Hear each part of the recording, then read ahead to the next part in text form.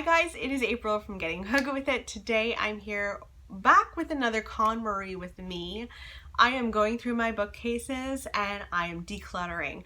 So I'm going shelf by shelf and I'm getting rid of some books. I'm getting rid of any books that don't spark joy with me. Let's get into it.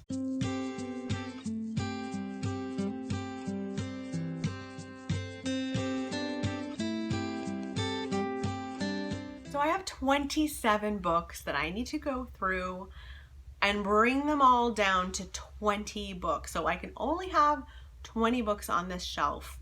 Now I've given myself a little leeway and I can put 2 books on a limbo shelf. And then if I ever go over, when I'm doing this whole method, if I ever go over the 20 book mark, I have to go to that limbo shelf and take stuff off of it. Let us dive in. So this little bookshelf is a weird one. It's like double stacked. I've got horror books at the back, and then I've got like home and beauty books in the front. Weird. We're gonna start with the horror because I think that's what most of you guys will be super interested about, so let's do that. So first up is Blindness. This won the Nobel Prize for Literature. I don't really want to read it. Is that terrible? This is about a city where this epidemic of white blindness has taken over the city. People are just going blind completely randomly. Authorities are keeping the blind together at a mental hospital, and it's just kind of chaos. It sounds great in theory. I think I picked this up once and did a try a chapter thing and read the first chapter and I was like, I feel nothing. So I'm going to just get rid of this and say goodbye to blindness. I also have The Witches of New York. I know this is not technically horror by any stretch of imagination, but it has witches in it. And so I didn't know where else really to put this on my shelves. This is about a group of witches who live in New York. They have a little shop, like an apothecary kind of shop. And one day a young woman arrives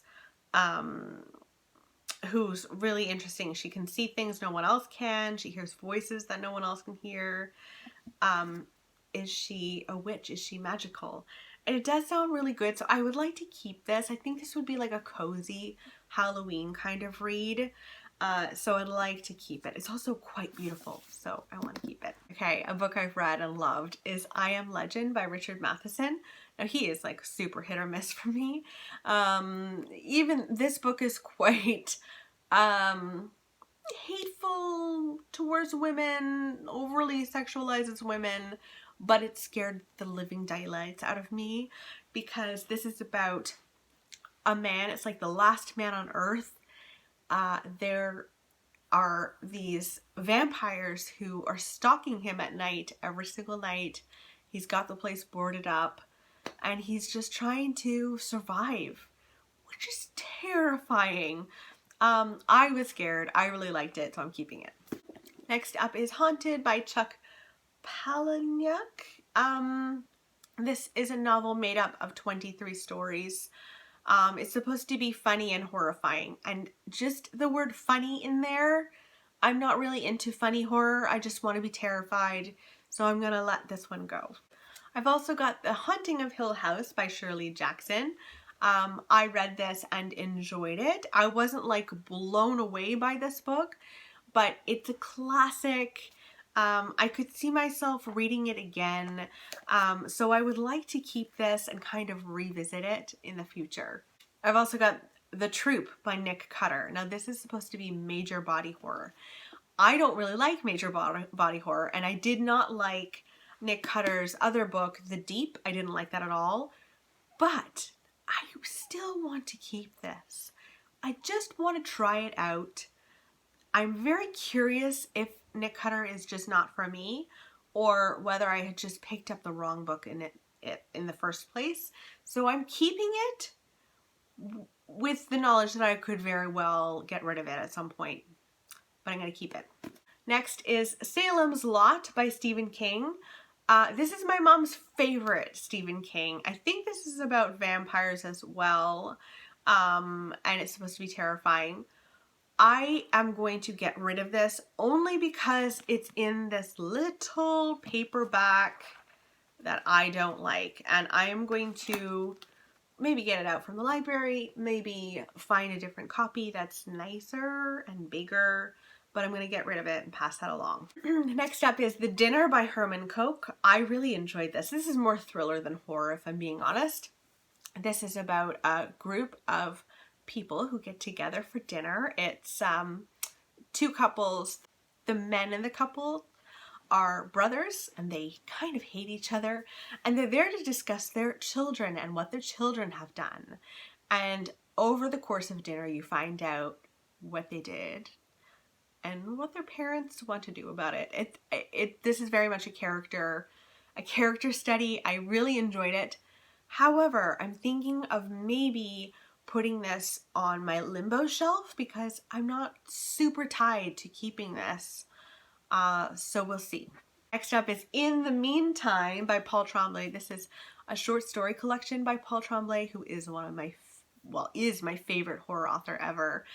So I'm absolutely keeping this. I don't know anything about it other than Paul Tremblay short stories, so I'm keeping it. I also have Pet Sematary here by Stephen King.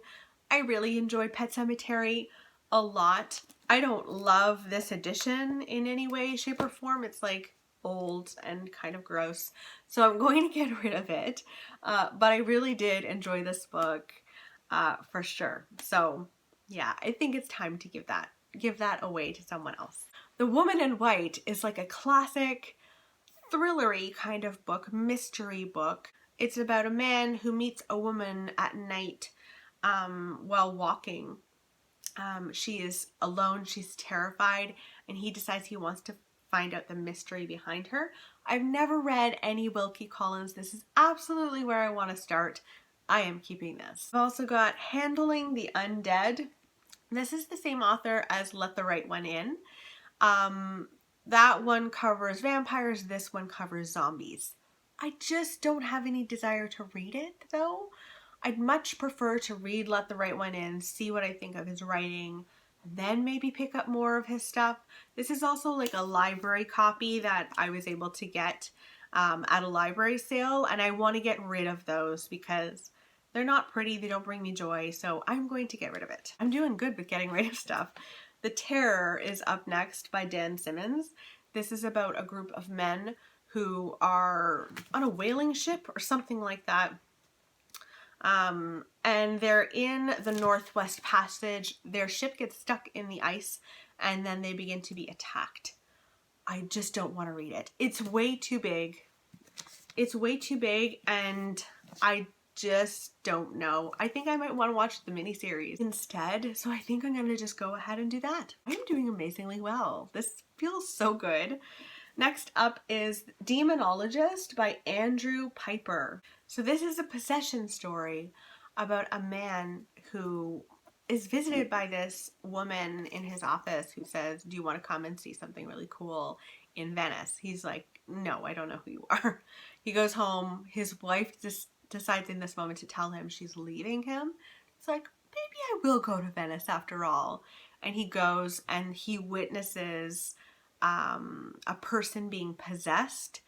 I am all about possession stories, so I would like to keep this because I am very curious. Okay, so we are moving on from horror, and now we are moving into home books and also beauty books, so this should be tough.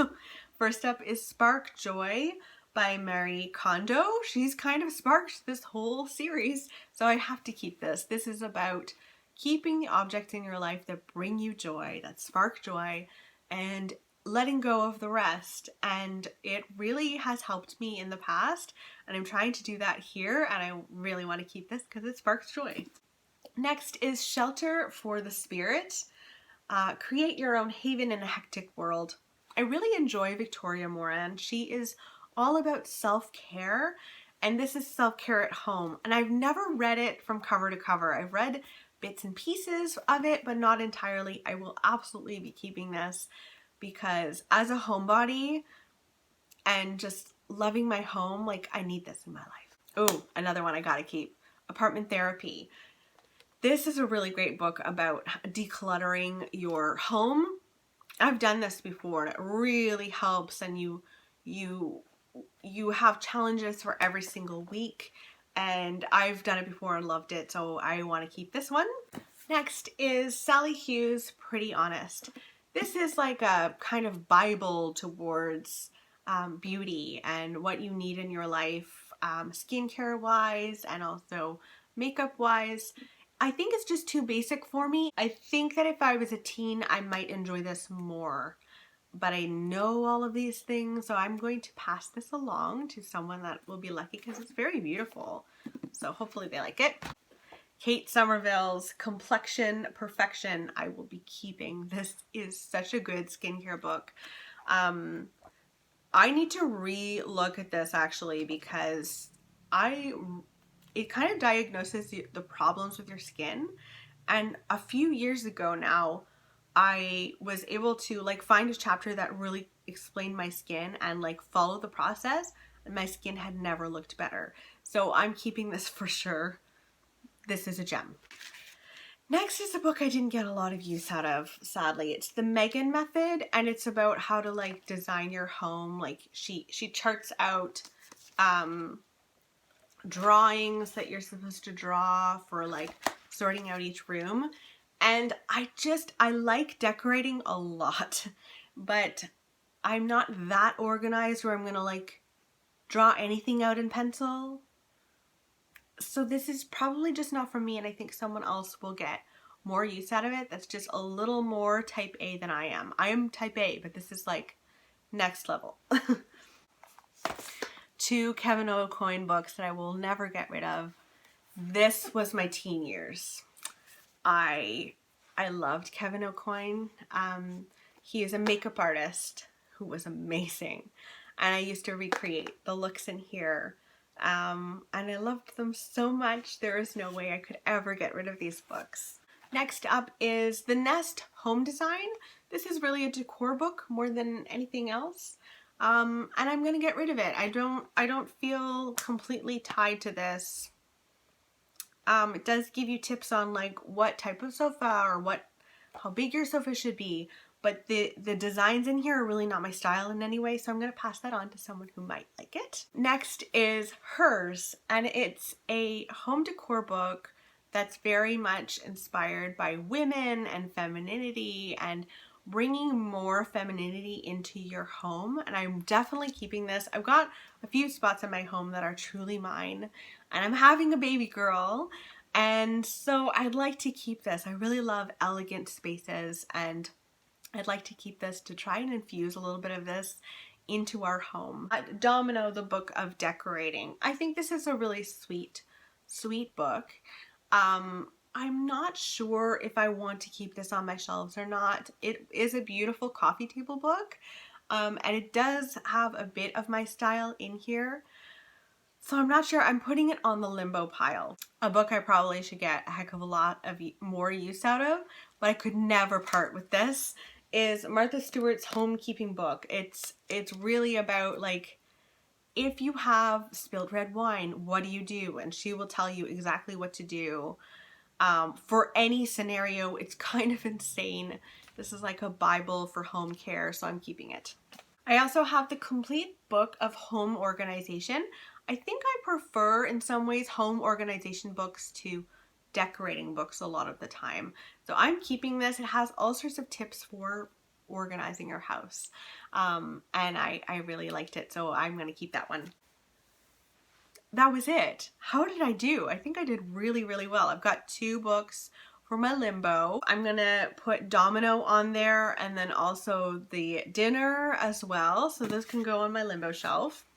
And then I decluttered 9 books, like gone from my shelves are these 9 books. I feel really, really good about it. Oh man, this is so cathartic. Let me know in the comments below if you're upset that I got rid of anything. Was there a book that I parted with that brought you a lot of joy? I would love to know, and I will talk with you next time. Okay, bye.